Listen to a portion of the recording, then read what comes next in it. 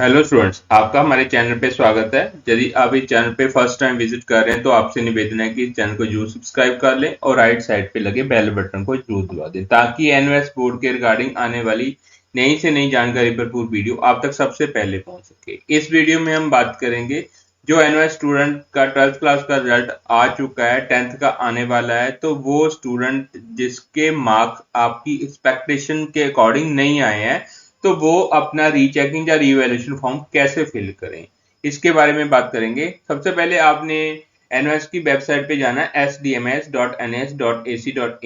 तो वहां पे जाने के बाद आप जाओगे एग्जाम एंड रिजल्ट पे। तो हम जाते हैं एग्जाम एंड रिजल्ट पे, क्लिक करना है। उसके बाद नीचे आपने रिजल्ट पे क्लिक करना है। जैसे ही आप चेक कर रिजल्ट पे क्लिक करोगे तो आपके सामने जो नया इंटरफेस खुलेगा पब्लिक एग्जामिनेशन रिजल्ट, उसके नीचे आप देख सकते हो रिजल्ट 12th क्लास का भी डिक्लेयर हुआ है, 10th का आने वाला है। तो यहाँ पे अप्लाई, ये देखिए लास्ट टाइम हमने वीडियो बनाई थी तो यहाँ पे सिर्फ दो ऑप्शन आ रहे थे। एक सिर्फ आ रहा था चेक का रिजल्ट और दूसरा आ रहा था guidelines for the result correction. तो अब न्यू जो ऑप्शन एक आ गया है apply recheck and revaluation result, जो आपने यहाँ पे जाके क्लिक करना है। यहाँ पे आप जैसे ही क्लिक करोगे तो आपके सामने ये इंटरफेस खुल जाएगा, पर यहाँ पे तो आप बोलोगे कि लिखा हुआ है कि रीचेक और इवैल्यूएशन रिजल्ट, ठीक है ना।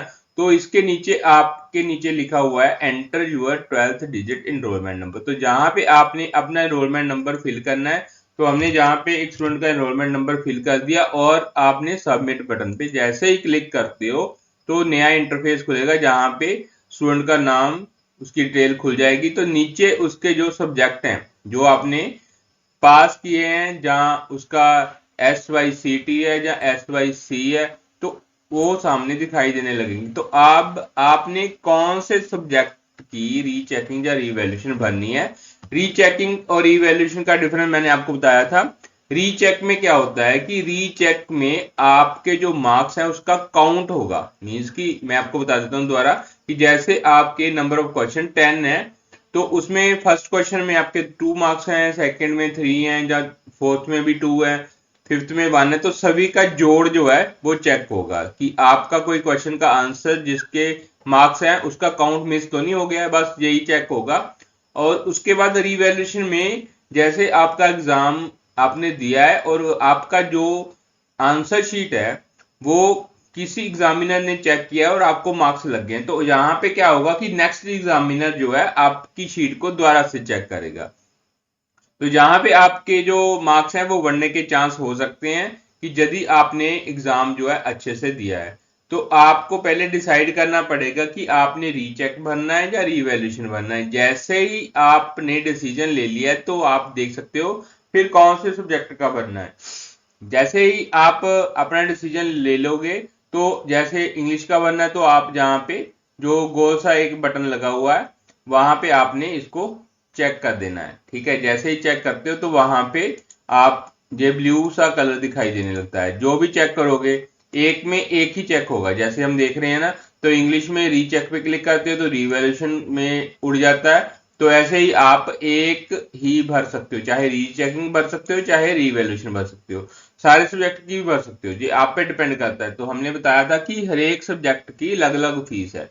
तो कितनी फीस है, रीचेकिंग की अलग फीस है और रिवैल्यूएशन की अलग फीस है। रीचेकिंग की जो फीस है वो 400 पर सब्जेक्ट के हिसाब से है और रिवैल्यूएशन की जो फीस है वो 1000 पर सब्जेक्ट के हिसाब से है। ऑनलाइन चार्जेस अलग से लगेंगे, ठीक है। तो मिला के आप देख सकते हो कि कितनी फीस लग सकती है। तो आपने अपना डिसीजन कर लेना है क्योंकि ये जो रीचेकिंग और रिवैल्यूएशन है, आपके जो रिजल्ट आया है, जैसे 12th क्लास का जो रिजल्ट है उसको आए को बहुत दिन हो गए, तो उसके 15 दिन के अंदर अंदर आपको फिल करनी होती है। ऐसा ना हो कि आपके जो मार्क्स हैं आपकी एक्सपेक्टेशन से कम आए हैं तो आप सोचते रह जाओ कि हमने फीस भरनी है या आपने रिवैल्यूएशन भरनी है तो आप भर ना पाओ। तो ऐसे आपने जहां पे इसको क्लिक करके सिलेक्ट कर लेना है, उसके बाद आपने सबमिट बटन पे जैसे ही क्लिक करोगे, जैसे हमने यहाँ पे क्या किया कि इंग्लिश की रिवैल्यूएशन भर दिया है, हिंदी का रीचेक भर दिया है, उसके बाद सोशियोलॉजी का भी रिवैल्यूएशन भर दिया है और डाटा एंट्री का भी हमने रीवैल्यूएशन भर दिया है।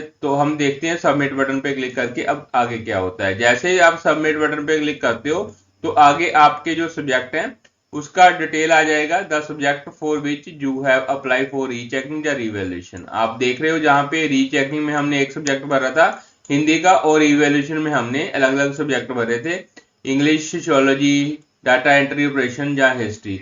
तो यहाँ पे आपकी जो फीस है वो दिखाई दे रही है कितनी, 4470। तो मैंने आपको जैसे बताया कि रीवैल्यूएशन की जो फीस है 1000 पर सब्जेक्ट के हिसाब से है, तो कितने सब्जेक्ट हैं, 4 हैं, तो 4000 इसकी हो गई, और रीचेकिंग की जो है वो 400 है, तो टोटल हो गई 4400। और 70 रुपीज ऑनलाइन चार्जेस है। तो आपको ये पेमेंट पे करनी होगी, नीचे गेटवे दिए हुए हैं, पेमेंट गेटवे दिया हुआ है, आप यूपीआई और HDFC, IDBI और ये अलग अलग गेटवे से आप अपनी पेमेंट कर सकते हो। इसमें से कोई ऐसा डिफरेंस नहीं है कि आपको HDFC से ही करनी है, आपको जो सुटेबल लगे, जैसे UBI से कर सकते हो, HDFC और IDBI, इससे आपकी पेमेंट होगी। जैसे ही आप यहाँ पे क्लिक करोगे, गेटवे सिलेक्ट करने के बाद मेक पेमेंट पे आपने क्लिक कर देना। जैसे ही मेक पेमेंट पे आप क्लिक कर रहे हो तो वहां पे आपकी जो पेमेंट है वो शो होने लगेगी।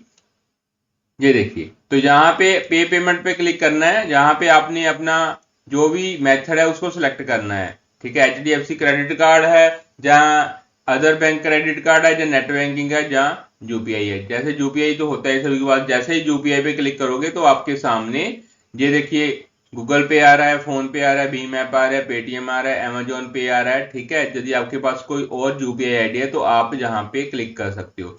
तो जैसे आपके पास जो भी यूपीआई ऑप्शन है वहां पे आपने, जैसे गूगल पे है तो गूगल पे क्लिक करोगे, जहां पे अपना यूपीआई आईडी डालोगे, उसको वेरीफाई करोगे और प्रोसीड पे क्लिक करके पेमेंट को ओके कर दोगे। तो ऐसे आप अपनी रीचेकिंग या रिवैल्यूएशन का फॉर्म भर सकते हो। यदि आपने अभी तक नहीं भरा है तो आप जल्दी से जल्दी NYS बोर्ड की वेबसाइट पे जाएं और अपने सब्जेक्ट को सिलेक्ट करके अपना फॉर्म भरें। यदि आपको कोई भी दिक्कत आ रही है तो आप इस वीडियो में कमेंट करके अपने डाउट को क्लियर कर सकते हैं। यदि आपको नहीं भरना आता, नहीं पेमेंट करनी आती, तो आप हमारे साथ कॉन्टेक्ट करके भी अपने फॉर्म को फिल करवा सकते हैं। तो हम नॉमिनल चार्ज पे आपका फॉर्म जो है फिल कर देंगे। तो यदि ये वीडियो आपको अच्छी लगी तो इसको लाइक जरूर करें, आपका डाउट है तो कमेंट जरूर करें, और अपने साथियों के साथ इसको शेयर जरूर करें। मिलेंगे अगली वीडियो में नई जानकारी के साथ, तब तक हमें इजाजत दें। धन्यवाद।